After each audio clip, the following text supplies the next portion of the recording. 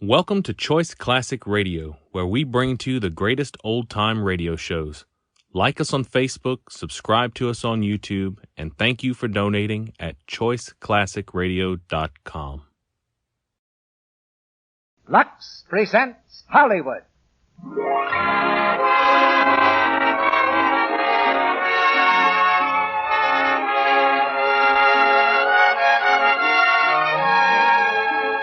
The Lux Radio Theater brings you Helen Hayes and Otto Kruger in To the Ladies. Ladies and gentlemen, your producer, Mr. Cecil B. DeMille.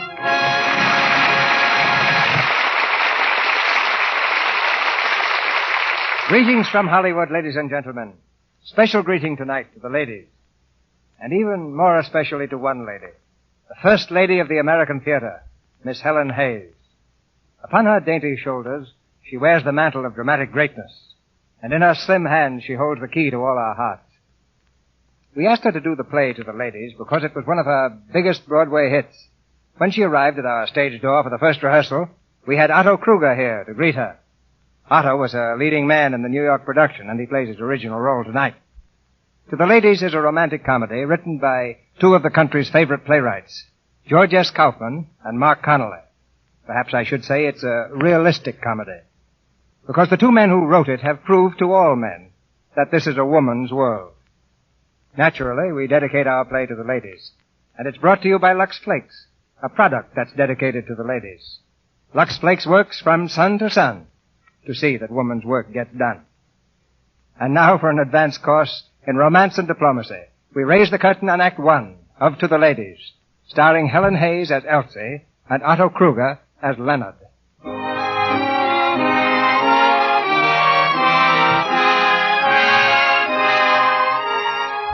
Punctuality plus neatness plus honest endeavor equals success.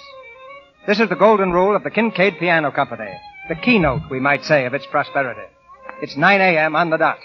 100 minor clerks arriving in the nick of time with bright and shining faces go quickly to their desks, dust off their mottos, and begin the day's routine. But now in the midst of all this honest endeavor comes a shrill voice. A blaze has broken out in the filing room. In an instant, the well-organized force has formed a paper cup brigade at the water cooler. The fire engines are summoned, and the conflagration quickly reduced to a small pile of ashes. Okay, boys, that's enough. Chief, is everything all right? All under control, Mr. Kincaid. Fine. That's nice work, Chief. Clear that hose out, boys. Okay. Ladies and gentlemen, the excitement is over and the fire is out. Before going back to our desks to continue with the day's work, I should like to know which one of you called the fire department. Mr. Kincaid? Yes? I think it was Mr. Beebe. Mr. Beebe. Mr. Beebe, where are you? Here. I'm right here. Mr. Beebe, is this true? Did you take it upon yourself to summon the fire engines? Well, yes, sir, I did. You see, I was afraid That's that enough. Ladies and gentlemen, you've often heard me speak of initiative. You have just witnessed a splendid example of it in the quick-witted action of Mr. Leonard Beebe. Mr. Beebe, my congratulations. Oh, thank you. Mr. Beebe, I should like to see you in my office, please, at 10:25. Yes, sir. I'll be there. Yes, sir.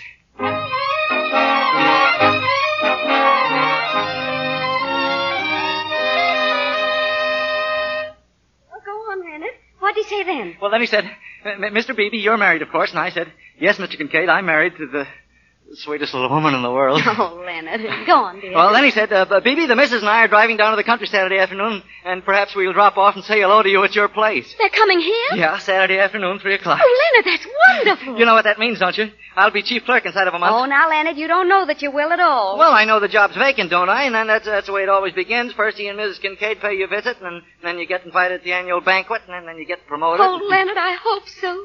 But we mustn't count on it now. Well, why not? Don't you think I can handle a job? Oh, of course, darling. All you need is...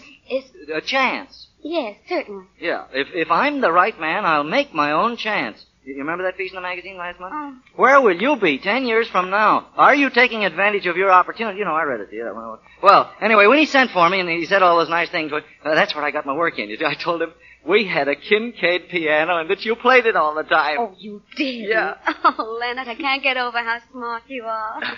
Are you sure you did it just the way I suggested about telling him Yeah. Huh?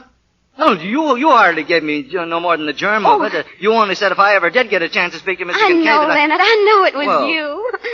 Oh, you've got to take care of me, Leonard. Well, I will, all right. I'll make a lot of money, too. You just watch me. I know you will.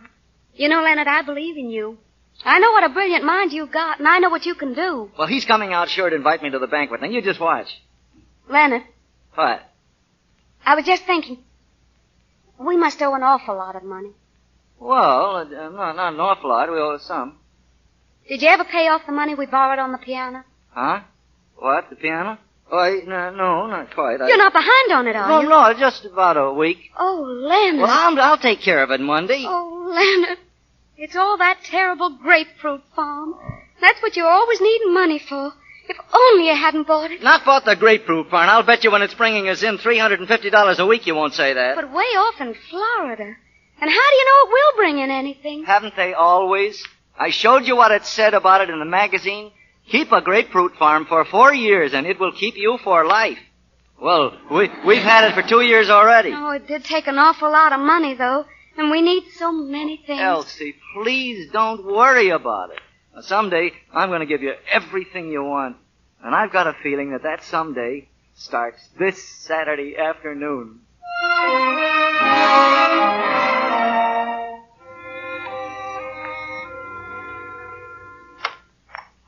Leonard, is that you? Yeah, it's me. Hurry up, darling. They'll be here any minute. All right, look. Here are the cigars. I bought 3, just as you said. Hey, 40 cents apiece. Ooh, they're terribly expensive, aren't they? Say, you know, Elsie, I think you're wrong about not giving them something to eat. Yeah, they judge us by what we do. But not by a lot of food. No, Leonard. Well, all right, then. Well, listen, what about that bottle of champagne, then? The Christmas present from Uncle Fred? Well, what's the difference? We never get a better chance to use it. Well, I'll put it on ice. Where is it? In the hall closet, on the top shelf. You'll have to use a chair. Yeah. Be careful, Leonard. I will. Say, you know those cigars? They're genuine Flor de Paz. That's the same kind of millionaire smoke, you know. There was a long piece about famous men and their cigars last Sunday. Did you read it in the World Magazine? No, Leonard. Leonard, Huh? they're here. Oh, all right. All right, don't get excited. Now, take it easy. Here, put this on the ice, will you? Open the door, dear. All right. Now, easy does it. Relax. Good afternoon, Mr. Hello, Chester. Well, hiya, Leonard. What's the matter? Oh, I thought you were... No, never mind. Hello, Elsie. How are you?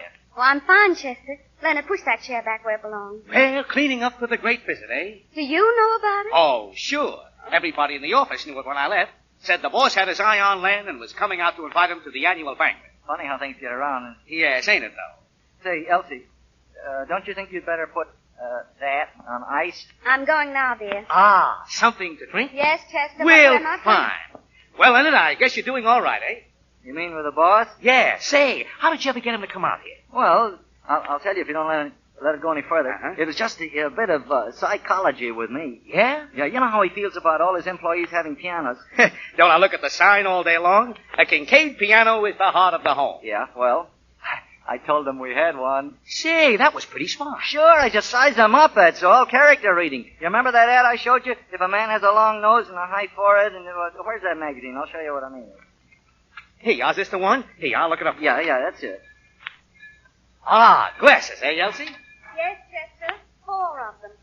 We're expecting Mr. and Mrs. Kincaid, Chester. I know. Right away. Well, here's that character reading ad, Leonard. Where? Hey, all right Oh, here. Leonard, I wish you wouldn't pay so much attention to those advertisements. Oh, is that so? Well, that's where I learned about the grapefruit farm. Yes, I know. Well, a lot of fellows have got good tips out of here. Look at this. Babson of Iowa made $600 the first month. That's that popcorn machine, you know, Chester. Crispets, huh? Yeah. McCormick of Michigan made $550. What McCormick? Huh? What McCormick? What? Michigan? What's his first name? What's the difference what his first name is if he made all the money? But did he make it? Well, of course he made. Doesn't it say so right here? And I suppose you think thousands of fellas don't make a lot of money out of these correspondence courses, too. Leonard, don't you know that those things are for the people who haven't got it in them, who have to acquire it from the outside? Now, you're different. You have the ability. It's just a case of giving it a chance to come out. Yeah, well, you may be right, but I don't know. It seems a shame to let all that easy money slip away, that's all. Say, here's a book I'd like. 500 speeches for all occasions. Listen. Suppose in a gathering of distinguished and brilliant men and women, the host of the occasion suddenly calls upon you to make a speech. Would you stammer and sit down, or would you electrify one and all by your eloquence, fairly swinging them off their feet by the magic of your words? Watson's Manual of Speech-Making shows you how 500 sample addresses clip the coop today. A friend of mine has one. They're good. Yeah. Send $3 for 30 days trial, your money refunded. Gee, that, it would be kind of nice to have one of those. Oh, but Leonard, you're never called on to make a speech. I know. It's only $3, though, and you Well. just... Elsie, they're here. Mr. and Mrs. Kincaid. All right, darling. I'll let them in. Chester, do you mind? Me? Mind what? Chester, don't you see? Oh, you mean you want me to go? Oh, sure. Thank you, Chester. You can go out by the kitchen. Okay, so long, Len. Good luck. Yeah, thanks. Oh, Mrs. Kincaid, I'm Mrs. Phoebe. How do you do? Come in, please. How do you do? How do you do? How do you do, Mr. Kincaid? Hello, Beebe. How are you? My wife, Mr. Beebe. How do you do? How do you do? Sit down, Mrs. Kincaid. Oh, let me take your wrap, Mrs. Kincaid. Oh, yeah, excuse me. Sure. Well, how's business? Oh, fair. That's too bad. Huh? Oh. I mean, no, it's too bad. I mean, it isn't better than fair. Well, Leonard, perhaps Mr. Kincaid would like a cigar? Oh, yes. Cigar, Mr. Kincaid? No, thank you. Huh? Giving it up for the present. Doctor's orders. Oh, I see. Well, Well, how about a little champagne? Champagne? Well. Fine. I got it on ice. I'll be right back, Mr. Kincaid. You're from the South, aren't you, Mrs. Beebe? Yes, I am. Mobile. Mobile, is that so? I wonder if you know the Forresters in Mobile, Selena Forrester. Indeed, I do. She's charming, don't you think? Yes, I always enjoy the thing. Dear. Leonard seems to be having a little difficulty. Is everything all right, Leonard? Sure, fine. The bottle was just slippery. Oh. Here it is. I'll pour it, dear. Oh. Very fine champagne, Beebe. Yes, we must lay in some more of this, dear. Elsie, our stock is rather low. Oh, Leonard's such a joker.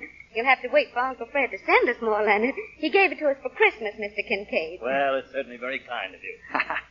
Sorry we haven't something better. To the ladies. To the lady. Well, guess you don't get much of this anymore. I mean, except at banquets and dinners and places. Elsie, wouldn't you like to play something for Mr. Kincaid on the piano? Leonard, I don't think... Oh, please do. Well, if you really want me to. Yes, indeed. We've been looking forward to it. Leonard really overestimates my playing. It's pretty average. I noticed you had one of our pianos. Oh, yes. Gives satisfaction, does it? Yes, sir. Oh, yes, indeed. We couldn't afford to have one that had to be tuned all the time. Yeah, that's the one, Elsie. Yeah, I like that one. Wait till you hear this, Mr. Kincaid. Very nice. Very nice indeed. Yeah. Leonard, will you go? What? Oh, of course. Oh, excuse me. What is it? Are you LHBB? Yes? Okay, we're here for the piano. What? We're here for the piano. Get them rollers, Jim. Okay. Oh, no. Wait a minute. Wait, this can all be fixed up, I think. Yeah? How? Oh, would you please come inside with me a minute? I'm... Excuse me, Mr. Kincaid. This way, please. Well, Tom, I haven't seen you in a long time. Mrs. Kincaid, do you mind? I'll be right back. Why, of course. Well, It's too bad, isn't it? you, truckman. You speaking to me? I am. Spill it. What is the name of your company? McAvoy Express. I don't mean that. You were sent here by a loan company, I imagine. You imagine it's good. How much does Mr. Beebe owe you? He don't owe us anything. He owes the loan company $22. Well, here you are. Please give Mr. Beebe a receipt. Sure. It's worth that to find out these things. Yet I'm sorry somehow. Mr. Kincaid, I'm afraid there's been a little I misunderstanding. believe it's straightened out now. The truckman will give you a receipt for $22, Mrs. Beebe. Mr. Kincaid, you didn't... I took the liberty, yes. You ready, Myrtle? You're not going. I'm afraid that we must. Oh, wait, please, Mr. Kincaid. I know you think that Leonard's been extravagant, but he hasn't. I mean, you think he's been spending money foolishly. I'll admit I'm a little prejudiced. I don't like to see any of our young men in debt. He should think of his family, his future. Oh, but he has, Mr. Kincaid. That's just what he has been thinking about. He's been making an investment. Really? Buying a farm. Oh, is that so? A grapefruit farm in Florida. Oh. He's been saving every penny he could just to pay off what we owed on it. And then just a few days ago, he had a chance to pay off all the balance at a big reduction. The company made him an offer to, and so we borrowed $400 on the piano. But he did it to buy the farm with, and after all, that's saving, isn't it? Mrs. Beebe, there's no reason why you should feel called upon to explain to Oh, but me. there is. Listen. Oh, Golly, if I could only make you understand. But, of course, you've never been poor, either of you. Mrs. Kincaid, do you understand? Well, I mean, really poor. So that a few dollars actually mattered, and you had to be awfully careful what you did with them. So that you had to plan weeks ahead, so much for each little thing, and then if something came up that you hadn't counted on and that just had to be paid, well, that meant that you had to do without something that you almost had to have to live. Well, you see, we've done that ever since we're married. But we don't mind being poor, you know, but then when it looks as if you've almost helped each other out of it and the chance comes, if I could only make you understand. don't worry, my dear. It'll be all right. Well, folks, I'm sorry about the interruption. Never mind, but Beebe. You ready, Myrtle? Yes. Oh, John, I forgot my bag. What? I said I forgot my bag. Oh, yes, dear. Here it is, Mrs. Kincaid. Thank you. Well, John? Yes, dear, in a minute. Beebe. Yes, sir? I forgot to mention that we'll expect you at the annual banquet of the personnel on the 18th. We like to have one or two of you younger fellows present, you know. Why, yes, well... That's fine. I intended mentioning it earlier, but, I forgot. We want you to come too, Mrs. Beebe. Oh, thank you. I'd be delighted. And by the way, Beebe, you'll be expected to say a few words. Just anything that strikes you. Sure, what'll I speak about? Oh, anything at all, of a business nature. Well, good day, Mrs. Beebe. Good day. Good day, Mrs. Kincaid. Goodbye, my dear. I hope we can meet again sometime. I hope so. Goodbye, Mr. Beebe. Goodbye, Good day. Good day, good... Leonard! You got it! Yeah, what happened? Well, you heard? Oh, Leonard. I know, but the piano... Mr. Kincaid paid it. He did. Oh, Leonard, do you realize what happened? You're going to the banquet. Yeah, well, sure, I told you it was coming, didn't I? Leonard, Huh? you've got to make a speech. Oh, yeah. Oh, I forgot about that, I know. The book, that 500 speeches for all occasions. Oh, Leonard, do you think you're going to need that? You bet your life. Here's the coupon. Give me a pencil, quick. Oh, here, dear. Kindly send manual of speech making. Signed, Leonard Beebe.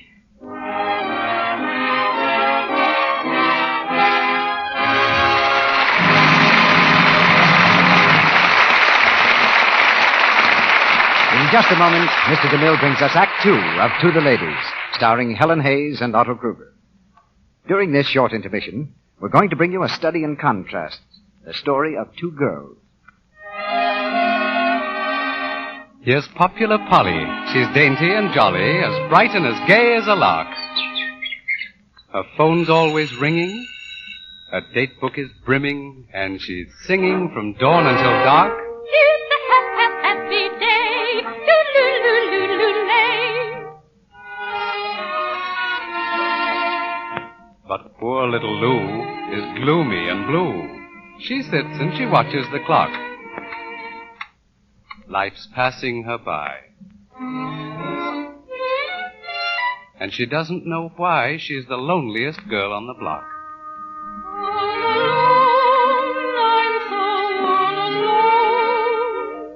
Now there you have two girls, equally pretty, yet one is popular, the other left out of things. Why do things like that happen sometimes? Maybe we can answer that best by looking at Popular Polly for a moment. From the crown of her head to the tip of her toes, she's neat as a pin and as sweet as a rose.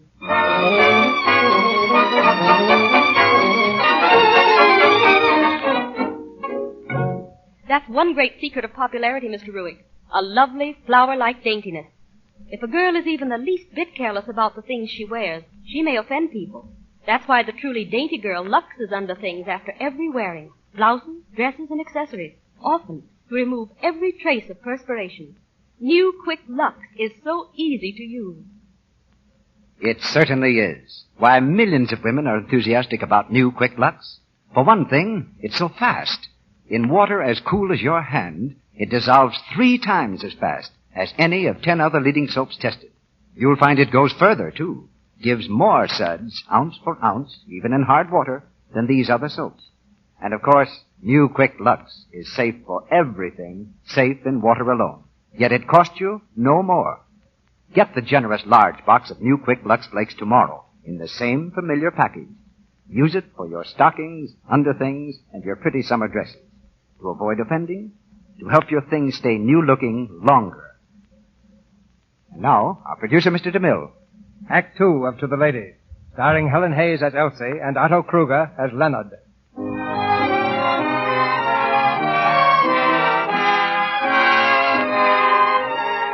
The night of the great banquet approaches rapidly. In the office, Leonard works at fever pitch, the chief clerkship almost within his grasp.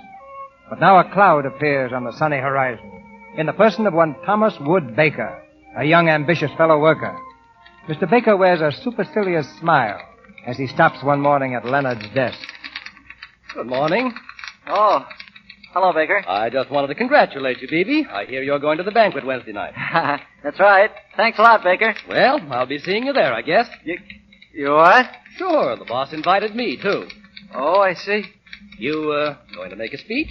Yeah, I am. So am I. Oh. Well, may the best man win, eh, Beebe? Yeah. So long. See you Wednesday. Yeah, see you Wednesday.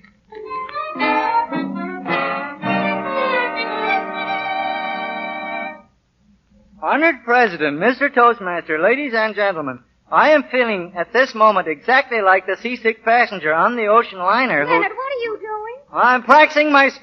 Don't you think you ought to be getting dressed, dear? Yeah, in a minute. Ladies and gentlemen, I am feeling at this minute exactly like the seasick passenger on the ocean liner who was asked by a fellow passenger who was amused by his illness, "Are you afraid you are going to die?" "No," said the sick man, "I'm afraid I'm not going to." As an orator, I am non-est. However, Leonard, here's your shirt, dear. I put the studs in for you and your suit's laid out on the bed. All right, thanks, darling. That'll give me more time to rehearse the speech. You're not putting anything more in it, are you, dear? Huh? I mean, it sounded just the right length to me. You still don't like it, do you? Well, I think it's wonderful for what it is, but I still believe you could have written a better one yourself. Better than one written by experts? Well, you could have made it less like a regular speech. You know, more like the way people talk. Well, people don't go to a banquet to hear people talk just the way they talk. Gee, they could hear that at home. Of course, I don't know much about banquets, All dear. right, well, I can tell you, regular speeches, and that's the thing. And at a business dinner, oh, well, after all, a man knows best about business dinners. Oh, yes. Of course, I'm glad you're going, but I'm still... You mean you'd rather I wouldn't go, Leonard? No, I want you to go, only as long as the other men's wives are going. But, look, I got a chance to be chief clerk of the department if I do this thing right. I can't seem to make you understand. Why, Leonard, I do understand. And I won't discourage you or stand in your way anymore. I'll just remember that you're my champion and that you're doing it for both of us. Well, then... Oh, Leonard, I don't know what I'd do without you. And I do so want you to win tonight. Just think of it, you've only that man Baker to beat, and I'm sure his speech can't be half as good as yours. No. Well, you ready? For what, dear? Well, to hear it, of course. Oh, again? Well, gee, you want to help me, don't you? Gee whiz. Oh, of course, dear, of course, I'm ready. Well, here, you hold the notes. Now all sit right. over there. Go on. All right. Honored President, Mr. Toastmaster, ladies and gentlemen, I am feeling at this minute exactly like the seasick passenger on the ocean liner who was asked... Oh, I wouldn't do that, Leonard. What? I What? wouldn't hold your stomach like that as if you were seasick, too. Well, gee, that's not a gesture. I know, darling, but you know it's an after-dinner speech. Well, all right. Gee. Exactly like the seasick passenger on the ocean liner who was asked by a fellow passenger who was amused at his illness, "Are you afraid you're going to die?" "No," said the sick man, "I'm afraid I'm not going to." And then I wait while they laugh. Yes. That's good, huh? Yes. Leonard, you know, I thought if you could think of one of your own, maybe... Yeah? Oh, so how about the one about the old maid and the hotel clerk? You know, Huh? when the old maid comes in and she says... I guess the other one's all right, Leonard. Never mind. Well, gee, what did you stop me for? I'm sorry, go on. All right, here I go now. As an orator, I am non-est. However... I know what it is. I was just thinking that non-est business. That's pretty good, huh? I mean, it's the sort of a thing that a man without any background would never get. You better hurry, dear. Yeah. However, I have a slight advantage on the man in the story in that I can make my remarks brief. Good night. There's a pause there. I wouldn't make it too long. Well, gee, the book says so. All right, dear, all right. Go ahead. All right. Tonight is a big night to me in every way. Oh, Leonard. Huh? Well, do you think you ought to hit the table like that when you say that? Elsie, please, the book says that when Oh, I... I'm sorry, dear. Go on. Oh, Go on. Oh, gosh. I'll answer, dear. You go on with your practicing. Yeah, tonight is a big night for me in every Hi, way. Elsie. Hello, Chester. I feel hi, Ellen. very humble How's the and speech-making very business? proud, and I thank you very much indeed. Hello, Chester. Hi. Leonard, I've got to start getting dressed. Now, do hurry, dear. Okay. Say, Chester, you didn't see the evening paper outside, did you? No, why? Well, I just thought there might be a list of the guests in it. I am feeling at this minute exactly like the seasick passenger. Yeah, what's the matter, Len? Huh? Something you ate? No, that's my speech. Oh. Like the seasick passenger on the ocean liner who was asked by a fellow passenger, "Are you afraid you're going to die?" "No," said the sick man. "I'm afraid I'm going to live." Are you pulling that one? What's the matter with it? It's corny. What do you mean, corny? Okay, take it easy. Oh, Leonard, you've got to get ready. Yeah, just a second, Elsie. Of course, that newspaper would be late tonight. Oh, listen, if you want a paper so bad, I'll go out and get one for you. Oh, would you, Chester? Oh, sure. I'll be back in 2 minutes. Thanks, Chester. Now, Leonard, you can get dressed while he's gone. I'll call for a taxi. Okay, Elsie. Elsie, I'm getting sort of nervous. Leonard. Huh? Well, there's nothing to be nervous about. You know your speech very well, and besides, I'm right there beside you. And, Leonard, What? if you don't get it, you won't worry, will you? I'll love you just the same. Always. I will, you too, Elsie. And if something does go wrong and you don't get it, Well, we'll get down to Florida and make a lot of money. yes. Hey, Carl. There's the paper. I gotta see what it says. Leonard, let me look for it while you get dressed, will you? Here, it ought to be in the dear. second section somewhere. Let me see it. No. darling. Here it is. Right under the advertisement. John Kincaid's son's 97th anniversary. Among those present, Mr. and Mrs. George... Mr. and Mrs. Leonard Hamilton Beebe. Oh, Leonard! There you are. Mr. and Mrs. Leonard Hamilton Beebe. What do you think of that, Oh, huh? I'm proud of Gee, you. we ought to get a lot of copies of this, huh, Elsie? Oh, Elsie, Well, what's the matter, Leonard? it's the grapefruit. The grapefruit? It's no good. What? Listen. Public loses $10 million in land swindle. Worthless farms sold through advertisement as fertile soil. Promoters arrested. Oh, Elsie. Give me that. Look, Francis D. Stevens. That was the man's name, wasn't it? Yeah. Oh, darling. Gee, worthless. The thing we were counting Oh, on. Leonard. Leonard, listen. You know I love you and believe in you. Now, look, Leonard, this thing doesn't matter. When you've had your promotion and you're making a lot of money, well, you won't even think anything about it. Of course, it's a disappointment at first, but everybody has those. I don't care who it is. And no matter what happens, we have each other. Leonard, take me in your arms. That's right. Now kiss me. And remember that no matter what happens tonight, whether you win or lose, it makes no real difference to me. I'll win. Of course you will. Of course you will.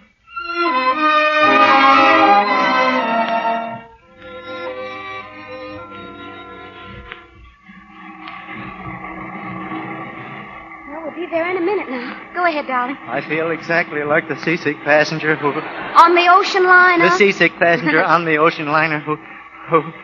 Elsie, What, dear? you know something? I do feel like that passenger.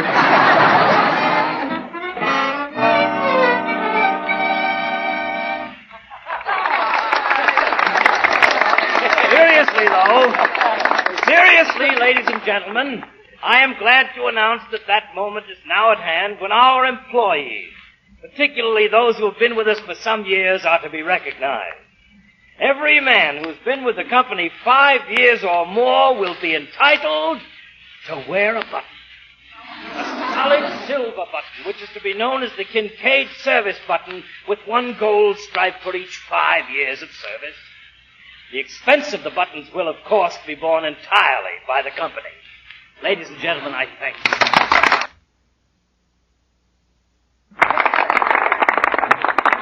Thank you, Mr. Kincaid. Thank you. Ladies and gentlemen, as most of you know, it is the custom at each of our organization dinners to invite new blood to be present. Tonight we have 2 new junior members. Leonard, do you speak now? No, I don't think so. Baker's first by right of seniority. Oh? You see, he joined the company a week before I did. Gee, I wonder what kind of a speech he's going to make. Oh, don't you worry, darling. Yours will be better. Sure it will. It's got to be. Which he has served the company. And so, I take great pleasure in presenting Mr. Thomas Wood Baker. Baker.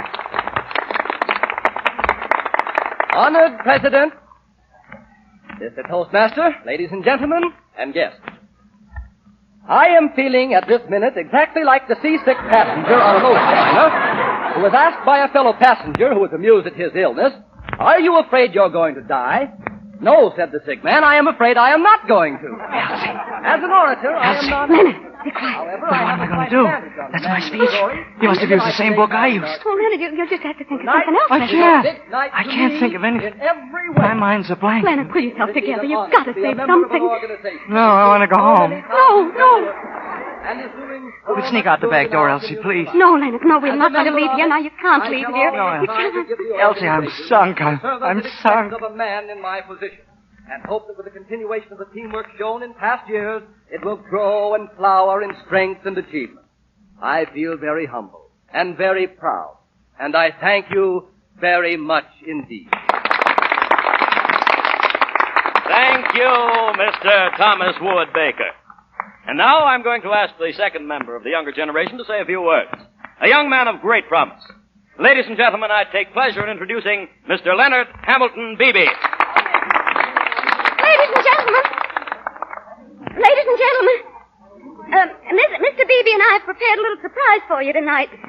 Just about the middle of the afternoon, this very afternoon it was, Leonard suddenly got laryngitis. He does it once in a while, and it was all he could do to speak above a whisper. He's feeling a little better when he got here, but he was afraid he wouldn't be able to be heard if he spoke himself. And, so he gave me the list of what he was going to say. Didn't he, dear? Yes. Yeah, dear, I did. So, ladies and gentlemen, if you don't mind, I'll deliver Mr. Beebe's speech just the way he was going to deliver it. Do you mind? Thank you. Well, Mr. Beebe wants me to say that what he was going to talk about was sanity. He refers to a spirit that's coming back into the business world after having been gone for a long time. A spirit we've got to recognize and hold on to. I mean, he means that after a good many years of dilly-dallying and theorizing about how to get a little humanity into business, today we're actually just going ahead and getting it there instead. It seems to me that about everybody in the world has written a book or designed a chart that'll show you how to strengthen character by mathematics or get a personality by mail or make friendships according to science. A good many people have apparently been trying to find human nature all laid out and classified in textbooks and on maps. Now, Mr. Beebe knows he's pretty young, but he's been able to observe that these theories are wrong. He's been able to observe that a businessman, a big businessman like Mr. Kincaid, can be just as simple and human in the way he runs his business and selects his employees as anybody, and he doesn't need to lose anything by it. The trouble with most businessmen today is that they're too busy looking for some kind of a machine that'll attend to business for them. Now, John Kincaid has shown you how to get away from all that. He's shown you that there are still such things as understanding in business, and that simple, maybe old-fashioned ways of doing things are just as efficient, and maybe a little more so, than all your psychology and your applied what-do-you-call-it and things like that. Now, why don't you follow this example? Go in for business. Go in for it all you want to, but for heaven's sakes, try to be a little bit human. That's about what you wanted me to say, wasn't it, dear? Approximately, yes.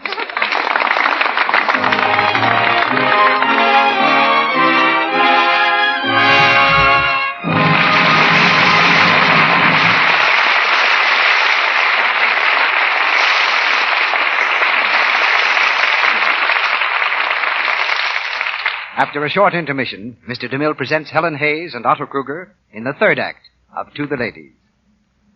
While we're waiting, here's more news about the 6 beautiful Allure teaspoons, which the makers of Lux Flakes are offering you right now in cooperation with the International Silver Company, the world's largest silversmith. It's such a magnificent bargain. Only 50 cents, and the top from a large-sized box of Lux for all 6 spoons. And they're the famous original Rogers silver plate. Everyone who sees this silver is delighted with it. For example, here is what Mrs. Marion Beaver of Dallas, Texas writes. The allure design is absolutely lovely, and I know the quality of original Rogers silver plate is just about top. I showed my spoons to some friends this afternoon, and now they're sending for sets too. And this is what a young bride writes. We're both delighted with the beautiful Allure teaspoons. We can't afford to spend much on a set of silver, but the Allure pattern is such a wonderful bargain, we're planning to complete the set from the list which came with the spoons. Remember, this design is exclusive with us. You can't buy it at any store. So send for your 6 teaspoons now while the offer lasts. Buy the thrifty big box of Lux Flakes tomorrow. Tear off the top and mail it with 50 cents in coin. Please don't send stamps. And your name and address to Lux, Meriden, that's Meriden, Lux, Meriden, Connecticut. You'll receive your 6 teaspoons promptly, together with a complete list of all the other pieces available in the Allure pattern. This list includes the smart new Vian's knife and fork, with shorter blades and prongs and longer handles, which are so tremendously popular right now. They're so beautiful, I know you'll want to send for them, too. The list tells you how. So send for your 6 Allure teaspoons tomorrow. Mail the large box top with your name and address and 50 cents in coin to Lux, Meriden, Meriden, Lux, Meriden, Connecticut. This offer is good only in the United States. We pause now for station identification. This is the Columbia Broadcasting System.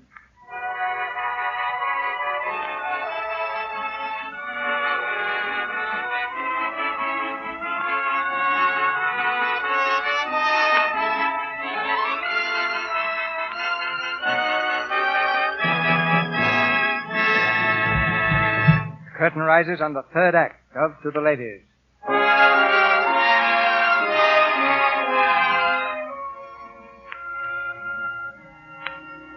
The days pass slowly as Leonard and Elsie wait anxiously to hear the results of the banquet speech.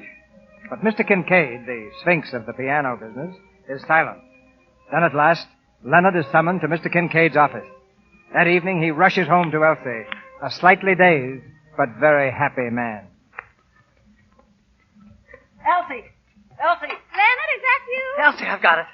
I've got it. Leonard, what? The job, I got it. I got Mr. Kincaid's office all afternoon. Darling, you mean you're the chief clerk? No, I'm Kincaid's Look, Leonard, assistant. sit down now. Huh? You know what you're saying, dear? Yeah, I'm trying to tell you. I'm Mr. Kincaid's secretary. I got a big business office right outside his. I'm an executive. An executive? Oh, Leonard. Oh, Elsie, I can't believe it yet. Gee, to think that I did this all on my own. I did too, didn't I, huh? You certainly did. Oh, darling, I'm so proud of you.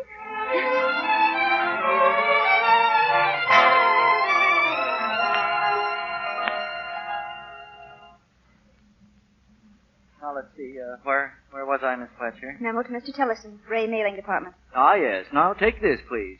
Mr. Toohey now has 12 girls in the mailing department, but believes with me that men not only could do the work better, but much more quickly than women. Paragraph there. And as you know, we believe, as a general rule, women are not so capable as men in business. Signed, L.H. Beebe. Now, let's see. That's all. Yes, sir. Oh, Miss Fletcher. Yes, sir. You were going to remind me that I have a conference at 3 o'clock. Yes, sir. I will. Well, I'll remind you of it again. Come in. Oh, come in, Elsie. Hello, Leonard. I'll be with you in a minute, dear. Yes, dear. Just take a seat there. Oh, Leonard, it's awfully nice. No, just an office, Miss Fletcher, I'll have some more dictation for you later. Thank you very much. You're welcome. Miss Fletcher's my secretary. Leonard, it's all just wonderful. You like it? Mm-hmm. You look too cute for anything. Huh?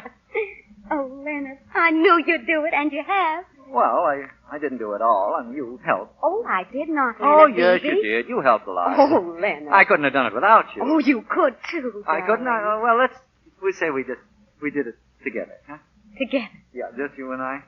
And that we'll always be partners together and... Help each other. And you'll go on up and up. Yeah. Yeah, I'll be a partner someday. Oh, hello, Elsie. Hello, Chester.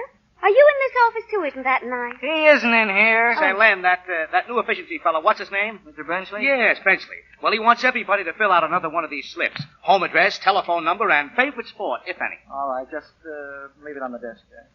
Now, let me see. Elsie, it's going to be about 10 minutes before I can go to lunch. Would you mind waiting downstairs for me? Oh, no, of course not, dear. Oh, I really didn't think you'd be so early, dear. Oh, it's all right, wouldn't really. I'll see you downstairs, Leonard. All right, dear. Say, where's Miss Fletcher? I've got to give her one of these. She'll be right back. Hiya, Baker. Hello. Mr. Kincaid in? What? Is Mr. Kincaid in? What do you want to see him about? Is he in? You've got to tell me your business. Who said so? I did. See that light? He's in conference. It's about the new Rio de Janeiro representative, and it's important. So you can just wait. Listen, I want to see the boss. You can't order me around like a... Now, like just a minute, Baker. Who do you think you are, anyway? You think you can get away with murder all because you wrote a speech. And even then, you had to have your wife say it for you. Oh, yeah, that's your story. If you ask me, it wasn't much of a speech either. Is that so? I think it was rotten. Hey, now listen here, Baker. Chester, you keep out of this. And let him say it was a bum speech. I will not. Now listen, Baker. Chester, you don't know what you're talking about. I thought it was good. What do you know about that? Well, Chester, for the love of Mike, will you... You didn't even hear it. Is that so? Well, I heard him rehearsing it. No, you didn't. I never made that speech. You never heard me at all. I did so. You did not. I did so. I remember it myself about the seasick passenger. That one you got out of the book. What? Seasick passenger? I tell you, he doesn't know what he's talking about. I threw the speech away. What else did he say? Something about how he was non-est as a speech maker? You know darn well he did. Say, what are you trying to do? I didn't say anything of the kind. That was all thrown away, and if you say it wasn't, I'll bet... I'm on. You had to have your wife save you. Went and got promoted on something his wife did. I tell you, it's a lie. I never was going to make that speech. I wrote a whole new one. You did not. You were going to make my speech, only I made it first. And your wife had to save you. Laryngitis. I certainly A yellow streak. That's why May I inquire what this is all about? Oh, Mr. Kincaid. Well, you see, Mr. Kincaid, he wanted to... I'll tell you, Mr. Kincaid. Phoebe never wrote that speech his wife made at the banquet. The one you promoted him for. He didn't have a thing to do with it. He wasn't able to make one himself, so he got his wife to do it for him. You may go, Baker. Yes, sir. You too, please. Huh? Me? Oh, sure. I'll take it. No, I'll take it myself. Hello? Oh, you mean about the Rio appointment? No, I haven't made up my mind yet. Maybe Mr. Fernandez. I'll let you know. Phoebe? Yes, sir? I hope, of course, that Mr. Baker was mistaken. I shall expect you to tell me the truth. You did write the speech that Mrs. Beebe delivered at the dinner? Didn't you? Phoebe, this is a very serious matter. Am I to understand that you have been deceiving us? Well, it wasn't exactly that way. You see how it Did came you up. or did you not write that speech? No, sir. Your wife did it all? Yes. Phoebe, this is regrettable, but my duty is clear. From the beginning, it was that little speech, perhaps I should say the spirit of fellowship behind it, that interested me. But my organization must be made up of men of initiative. And for one of my personal staff to be in any sense molded or controlled by his wife, I can't look upon that with much favor. Oh, honestly, Mr. Beginning Kincaid, tomorrow, you will resume your former position at the old salary. Oh.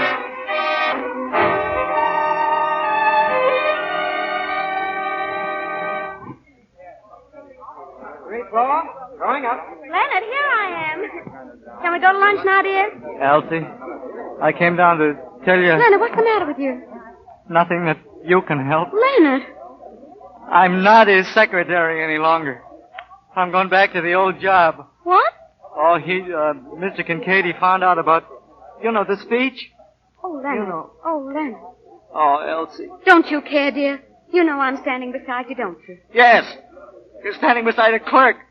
Oh, Leonard. Kincaid was right. That's all I am. Even if I had gone right up the ladder, everybody thought I was a big success. I'd know they were all being fooled.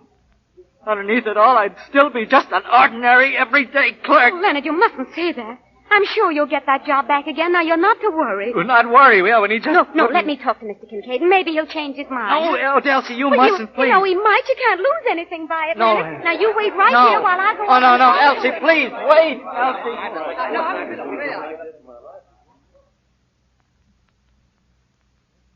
This is very extraordinary. I don't see what Mr. Kincaid, please listen to me. You've demoted Leonard because I helped him a little bit. Mrs. Beebe, my experience has shown that the man who would be likely to require assistance such as you gave your husband is not the kind of man whom it is wise to advance to an executive position. But if a wife sees a chance to help her husband, don't you think he'd want her to do it? Well, that depends. Now, suppose Mrs. Kincaid had a chance to help you in business. I'm just using this as an example, you know. But suppose she was able to do something real for you, accidentally. Wouldn't you let her? Mrs. Beebe, it is one of my characteristics to act promptly and with decision. Now, will you pardon me? Mr. Kincaid, Hello, dear. Oh, Myrtle, come in. Oh, Mrs. Beebe, how do you do? How do you do? Mr. Kincaid, would you mind repeating that to Mrs. Kincaid? What you've just been saying to me? What's that? I'm afraid I have some important work that can't Just wait. a second, John. What is it, Mrs. Beebe? Mr. Kincaid thinks that if a husband is helped in business by his wife, that he won't ever amount to anything. What? He's made Leonard a clerk again on account of the speech. Really? Myrtle, I can't stay here and listen to all this. Pardon me. How are you, Mrs. Kincaid? How do you do, Mr. Henrici? Mr. Kincaid, there's a man here from the piano world. Have you made up your mind yet about the Rio appointment? Well, I haven't quite. If you'll ask him to wait 10 minutes. I'm afraid it'll be too late. Oh, while I think of it, dear, I forgot to order that book I wanted. Will you do it? Why, certainly, my dear. Henrici, I guess there's no use waiting any further. We'll go ahead with the appointment of Mr. Fernandez. Fine, I'll see to everything. Well, I'm glad that's off my mind. Now, John, to get back to Mr. Beebe. You've demoted him because you've learned it was Mrs. Beebe's speech. I certainly have. Have you known it all the time? In a way, yes. Oh. Myrtle, will you step into the other office with me? There are several things I'd like to talk over. You mean about the appointment of Mr. Fernandez? Myrtle! It's all right, dear. Mrs. Beebe understands. How's that? Oh, yes. You see, I've known about the Rio appointment all along. Is that so? Yes, so that when Mrs. Kincaid said she'd forgotten a book, I knew that Mr. Fernandez was all right. Just as when she forgot her bag at our house and you invited Leonard to the banquet, remember?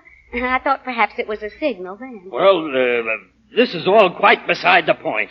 I should say, John, that it was much to the point. Oh, I didn't mean to let on that I knew Mr. Kincaid. I hoped I could get you to reinstate Leonard without it.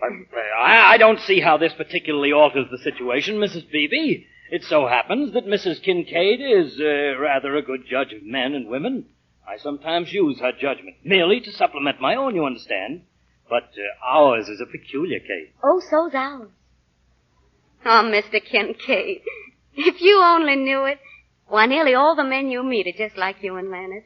They don't let you know it, of course. And I suppose sometimes they don't even know it themselves. But somewhere in back there's somebody, a wife or somebody, who's helping them all the time. Either giving them encouragement or perhaps doing real things like Mrs. Kincaid. Well, nearly every man that ever got any place has been married, and that just can't be a coincidence. What do you think of all this, Myrtle? Well, suppose we have Mr. Beebe come in. I'm sure things could be arranged. Very well, I'll ring for him. Thank you, John. Oh, I'm so grateful, Mrs. Kincaid. Now, just a minute. I'm not bound to abide by Mrs. Kincaid's decision. No, but you always do. On the contrary, I do not. I certainly do not, and in this case... In this case, dear, you will. Yes, dear. Did you ring for me? Come in, Beebe. Yes, sir. Beebe, I have felt from the beginning that you were a valuable man. Huh? This was all just a test. Well, I mean, I have always intended that the position in here should be yours, permanently. Oh, yes, sir, but I'm sure that Elsie, you It's all right, dear. Beebe, suppose we step inside and talk it over. Yes, sir. But, well, there's something I want to say first. Yes, Leonard? Elsie, this was all you're doing, and I want Mr. Kincaid to know it. Why, no, it wasn't, Leonard. Yes, it was. But things are going to be different from now on. I'm going to make them different. If you'll help. But you may not need me. Oh, yes, I will. Always. Coming, Beebe? Yes, sir. I'll be late tonight, Elsie. All right, dear. Mrs. Beebe, I hope that any information about things that you may have picked up won't go any further. No, indeed, of course not. Thank you. Not unless... Yes, I understand. Oh, Myrtle, you darling, you were grand. It was pretty easy, Elsie. Oh, but I've got to run along. Mrs. Fernandez is waiting for me. Oh. We've been shopping all morning. Some new clothes for Rio de Janeiro. Oh. You know, you were quite right about her, Elsie. You know, I thought you'd like her. Yes, I think Mr. Fernandez will be very successful down there. She is such an able woman. Oh, won't you have lunch with us? Oh, I'm sorry I can't today. I'm having lunch with Leonard. But I'll see you Tuesday, Myrtle, as usual.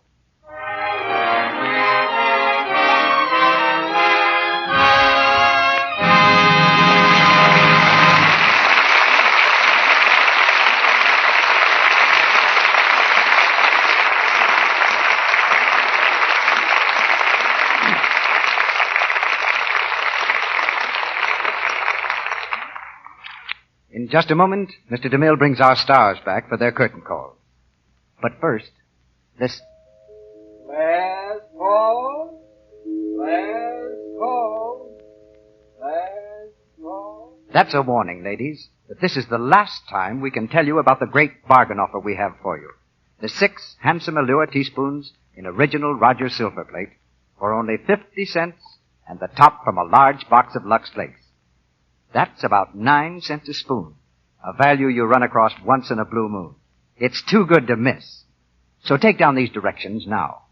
First of all, buy a thrifty large-sized box of Lux tomorrow. At the same time, ask your dealer for the handy order blank, or just send your name and address on a piece of paper and the top from a large-sized box of Lux with 50 cents in coin, no stamps, please, to Lux, Meriden, Meriden, Lux, Meriden, Connecticut. Every piece is so exquisite, you'll treasure it always. And remember, this silver is guaranteed original Rogers silver plate.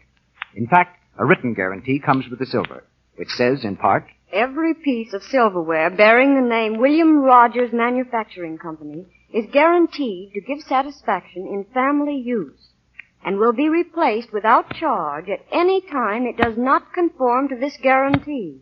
beauty, service, and a wonderful bargain. That's what you get in these spoons. A list of all the pieces available in the exclusive Allure pattern comes with the spoon. Now you can get as many sets as you like, but for each set, send another 50 cents and another large box top with your name and address to Lux, Meriden, that's Meriden, Lux, Meriden, Connecticut. Now don't put this off. Do it tomorrow. Sorry, this offer is good only in the United States. And now Mr. DeMille is bringing our stars to the microphone. It's been 2 years, and that's much too long since Helen Hayes took our last curtain call in the Lux Radio Theater. But all is forgiven as she returns now with Otto Kruger. Oh, thank you, Mr. DeMille. I enjoy being here so much. You know, whenever we take a play on tour, the audience in each city seems like a group of old friends. It takes months to see them all, and yet here in the Lux Radio Theater we meet them all in one night. Well, Helen, we all know how these audiences feel about you. But as for myself, it's been a great pleasure being with you in the play again. I hope your next reunion will be here. Which reminds me that along toward the end of each theatrical season, there's one thing that everybody wants to know about Helen Hayes. CB, I'm going to take the words right out of your mouth. What are you going to do next season, Helen?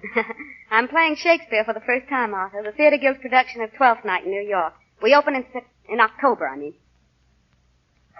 And we'll keep an eye open for another play that will bring you back here. Oh, thank you, Mr. DeMille, and good night. Good night, CB. Good night. Good night. And a parting toast to the ladies.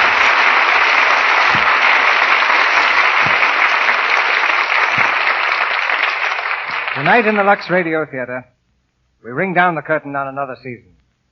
And we're going to lift 8 weeks out of the calendar for a breathing spell and prepare for another year of the finest plays and players in the land. Our footlights won't be dark long. They'll be up again brighter than ever on September 9th.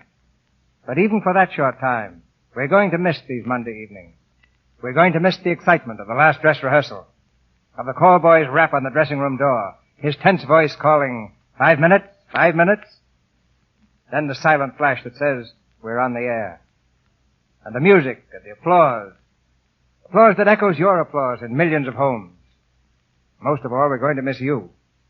And we sincerely hope that you'll miss us. During this past season, you've been a generous and I hope a happy audience. The kind that actors love to play to.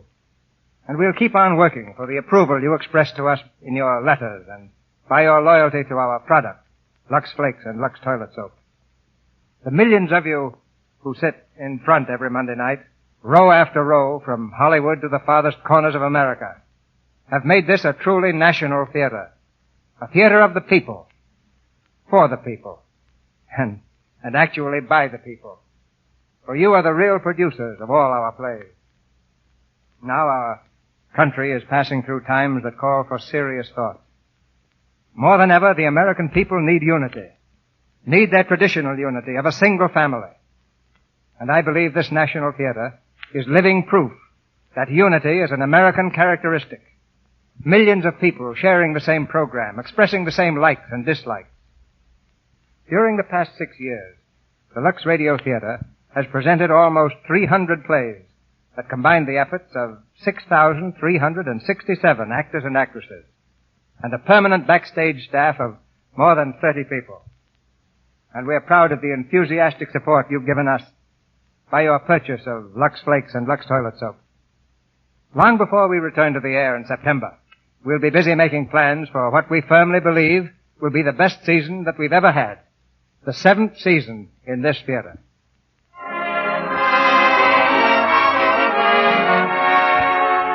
Now, to all our listeners, wherever you may be, our sponsors, the makers of Lux Flakes and Lux Toilet Soap, join me in wishing you a happy summer.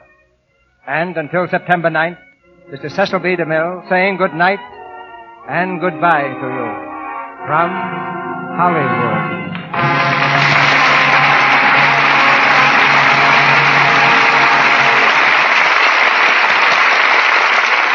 Heard in tonight's play were Arthur Q. Bryan as Kincaid, Edward Marr as Chester, Gloria Holden as Mrs. Kincaid, Tristram Coffin as Baker, Lou Merrill as Toastmaster, Stanley Farrar and Wally Mayer as Truckman, and Ann Tobin as Miss Fletcher.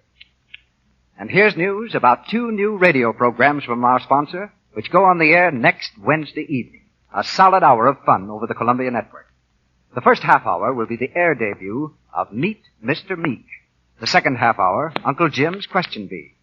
Now, if you're thinking about vacation, don't miss the first Mr. Meek program.